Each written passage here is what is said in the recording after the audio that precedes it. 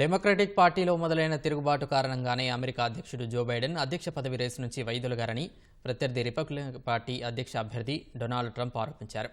Tesla అధినేత Elon మస్క్కు ఇచ్చిన ఇంటర్వ్యూలో ట్రంప్ డెమోక్రాట్లపై తీవ్ర విమర్శలు గుప్పించడం దగ్గర నుంచి అమెరికా ప్రత్యర్థి దేశాలపై పొగడ్తల వరకు పలు ఆసక్తికర విషయాలు పంచుకున్నారు. సామాజిక మాధ్యమం ఎక్స్లో ఆడియో రూపంలో ప్రసారం చేసిన ఈ ఇంటర్వ్యూను దాదాపు 20 కోట్ల మంది శ్రోతలు వినడం విశేషం. దాదాపు ఏడాది తర్వాత ట్రంప్ ఎక్స్లోకి వచ్చారు. ఇంటర్వ్యూ జరిగిన సమయంలో ఎక్స్పై సైబర్ దాడి జరిగిందని మస్క్ వెల్లడించారు.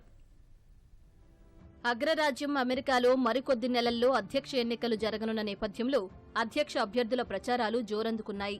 రెండోసారి అమెరికా అధ్యక్ష పీఠాన్ని దక్కించుకోవాలని చూస్తున్న మాజీ అధ్యక్షుడు రిపబ్లికన్ పార్టీ అధ్యక్ష అభ్యర్థి డొనాల్డ్ ట్రంప్ వరుస ప్రచారాలతో దూసుకుపోతున్నారు.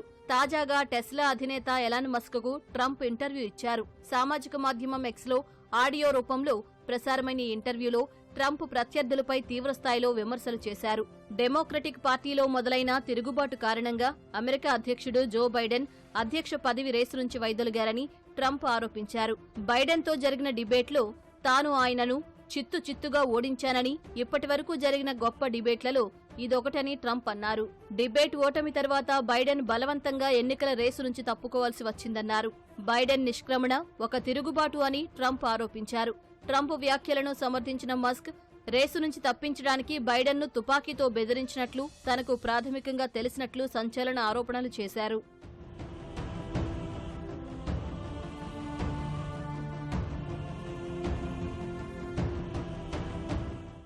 ఇంటర్వ్యూలో డెమోక్రటిక్ పార్టీ అధ్యక్ష అభ్యర్థి ఉపాధ్యక్షురాలు కమలా హ్యారిస్పై ట్రంప్ విరుచుకుపడ్డారు. బైడెన్ కంటే కమలా హ్యారిస్ ఇంకా అసమర్థురాలని విమర్శించారు. ప్రస్తుతం మనకు అధ్యక్షుడు ఉన్నా లేనట్లేనని, కమలా హ్యారిస్ వస్తే పరిస్థితి మరింత దారుణంగా ఉంటుందన్నారు. ఆమె గెలిస్తే అమెరికాను నాశనం చేస్తుందని, 50 నుంచి 60 మిలియన్ల అక్రమ వలసదారులు దేశంలోకి ప్రవేశిస్తారని ఆరోపించారు. తాను అధికారంలోకొస్తే వలస చట్టాలను మరింత కఠినంగా అమలు చేస్తానని ట్రంప్ హామీ ఇచ్చారు. అమెరికన్ల కలలను నెరవేరుస్తానని, ఉద్యోగాలను సృష్టిస్తానని భరోసా ఇచ్చారు. గత నెలలో తనపై జరిగిన హత్యాయత్నంపై మాట్లాడిన ట్రంప్ ఆ ఘటన తర్వాత దేవుణ్ణి మరింత ఎక్కువగా నమ్ముతున్నట్లు చెప్పారు. మరోవైపు ఈ ఇంటర్వ్యూలో అమెరికా ప్రత్యర్థి దేశాల అధినేతలపై ట్రంప్ ప్రశంసల జల్లు కురిపించారు. రష్యా అధినేత పుతిన్, చైనా అధ్యక్షుడు జిన్పింగ్, ఉత్తర కొరియా అధినేత కిమ్ జోంగ్ ఉన్ వారంతా తమ ఆటల్లో అగ్రస్థానంలో ఉన్నారని కొనియాడారు.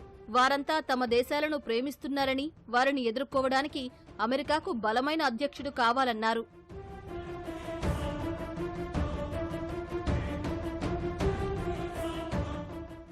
ఈ ఇంటర్వ్యూతో ట్రంప్ దాదాపు ఏడాది తర్వాత ఎక్స్లోకి అడుగుపెట్టారు. చివరిసారిగా గత ఏడాది ఆగస్టులో పోస్టు పెట్టిన ట్రంప్ మస్క్తో సంభాషణ నేపథ్యంలో మళ్లీ వరుసగా పోస్టులు పెట్టారు.